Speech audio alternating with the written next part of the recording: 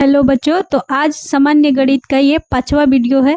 ये देखिए, इसमें दो महत्वपूर्ण सवाल हम लाए हैं। ये क्वेश्चन है और उसके बाद ये जो कौन सी संख्या 8 से विभाजित होगी, कौन सी संख्या 6 से विभाजित होगी और कौन सी संख्या 2 से 8 तक की संख्याओं का विभाज्य का मैंने ये कुछ लिखवाए हैं जानकारी, ये भी जानेंगे और इसके उदाहरण सहित जानेंगे।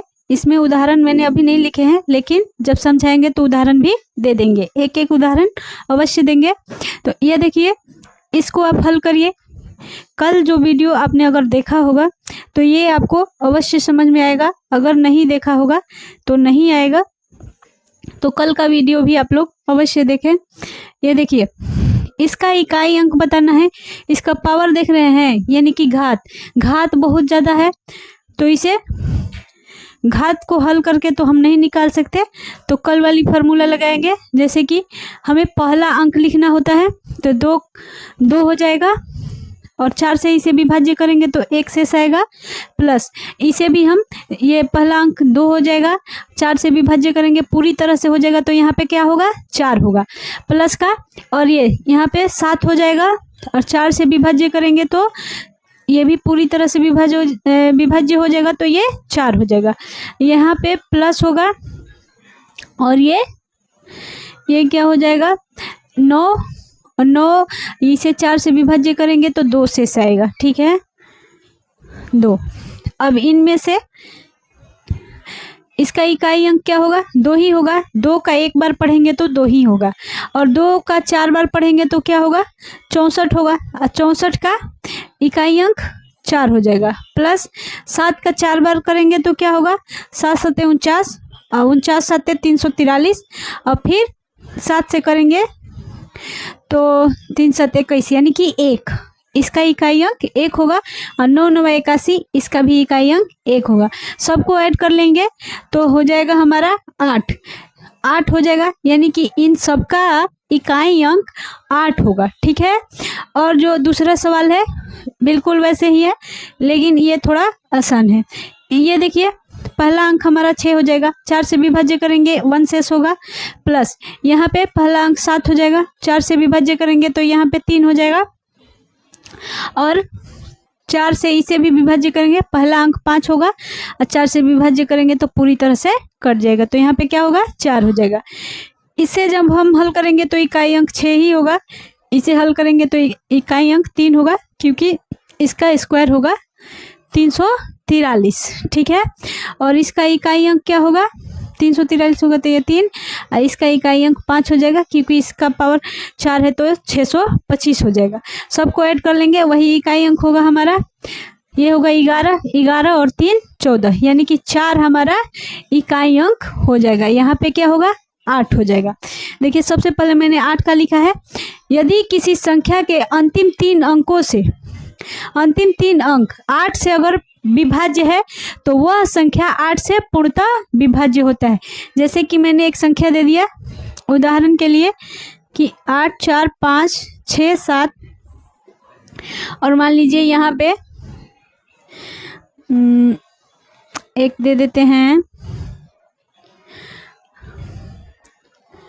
देखिए, तो अंतिम का जो ये 3 अंक है ये 8 से पूर्णतः विभाज्य है। ठीक है, यहाँ पे और भी कुछ भी डाल सकते थे, तो ये हम भाग देकर चेक करेंगे कि क्या ये 8 से पूरी संख्या विभाज्य है। अंतिम का तो 3 है, लेकिन क्या ये संख्या पूरी विभाज्य है, तो 8 से देखेंगे तो 8 एक बार में जाएगा, यहाँ पे आएगा 4, एक और 0 लगाएंगे 2 अंक उतर जाएगा, 8 5 40 और 4 5 6, 8 के पहाड़े में 8 सत्ते 56 हो जाएगा 7 बार में, 8 5 40 हुआ है। यहाँ पे 7 आएगा, नहीं जाएगा तो 8 भी उतार लेंगे, यहाँ पे 0 फिर लगेगा, 8 9 72 हो जाता है।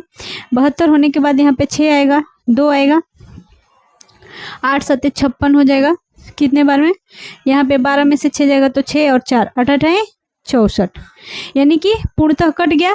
तो हमने क्या देखकर बताया, ये जो लास्ट का 3 अंक है ये अगर 8 से विभाज्य है तो कितनी भी बड़ी संख्या हो वो 8 से पूर्णतः विभाज्य होता है। ठीक है, ये आप लोग देख लीजिए उदाहरण। अब देखिए, ये जिन संख्याओं का अंतिम अंक 0 या 5 होता है वह 5 से विभाज्य होता है। ये बताने की ज़रूरत नहीं होती है, सब लोग जानते हैं कि मान लीजिए कोई भी संख्या हो, उसका अंतिम अंक अगर 0 है या 5 है तो वो 5 से विभाज्य होता है। ठीक है, ये या ऐसे भी दे सकते हैं कि 5, 6, 7, 9, 9 कितना भी 9 हो, अंत में अगर 5 है तो वो 5 से विभाज्य है, या 0 है तब भी विभाज्य है। तो इसका उदाहरण ये दो क्वेश्चन दे दिए। ठीक है, इतना बड़ा बड़ा सवाल देता है और उसमें से पूछेगा कि क्या ये 5 से विभाज्य है, क्या यह 2 और 3 से विभाज्य है, या 6 से विभाज्य है, ऐसे पूछा जाता है। ठीक है, अब देखिए, जो संख्याएं 2 और 3 से विभाज्य हो वह 6 से भी पूर्णतः विभाज्य होता है। ठीक है, ये तो सब लोग जानते हैं ना। देखिए, अगला ये सवाल है, तो 3 से विभाज्य होता है कब? जब सबको जोड़कर अगर 3 से हम भाग देते हैं और वह कट जाता है तो 3 से विभाज्य होता है। तो पहले 3 से चेक कर लेंगे, यहाँ पे सम संख्या है तो 2 से तो विभाज्य होगा ही होगा, लेकिन 3 से होगा क्या? तो देखिए, 3 दूनी के 6, 3 9 27, 3 दूनी 6, 3 एक बार में 3 5 15 और 3 से, मतलब ऐसे भी देख सकते हैं, भाग देकर देरी मतलब देर लगता है। तो 11 4 15, 15 15 30, 30 6 36, 36 3 से विभाज्य है, तो ये 3 से भी कटेगा और यहाँ पे सम संख्या है तो 2 से भी कटेगा।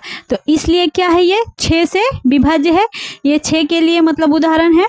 और देखिए, ये जो है, यदि कोई संख्या सम या एक संख्या जिसका अंतिम अंक ये 0 2 4 6 8 है तो वो 2 से विभाज्य है। ये सभी को पता है कि अगर अंत में 0 2 4 6 या 8 रहता है तो वो 2 से पूर्णतः विभाज्य होता है। इसका उदाहरण देने की कोई ज़रूरत नहीं है।